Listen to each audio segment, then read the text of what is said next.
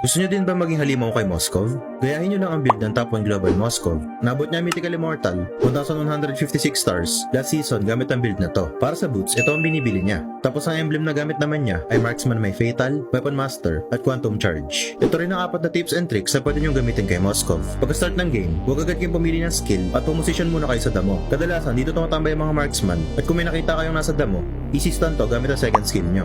Gamit din ang Inspire, pwede nyo rin sila ma-first blood. Pero kung nakita nyo naman may kasama ang kalabang marksman, piliin nyo ang first skill para mabilis kayo makatakas. Sa pag-clear ng lane, siguraduhin nyo nakalinya ng diretso ang creeps para mas mabilis nyo itong maklear. Palagi nyo din tignan ang mapa dahil pwede kayo makakuha ng mga libreng kills at pwede rin kayo makasteal ng objectives gamit ang ultimate ni Moskov. Isa din si Moskov sa pinaka-best sa mga lusaw ng Torre, kaya pag nasa sitwasyon kayong hindi nyo kayang manalo sa clash, pwede pa rin kayong manalo basta mapigilan ng kakampi nyo yung mga kalaban makapag-back sa base habang namba-backdoor kayo. Gamitin nyo ang build, tips at tricks sa video na ito para maging halimaw din kayo kay Moskov tulad nito.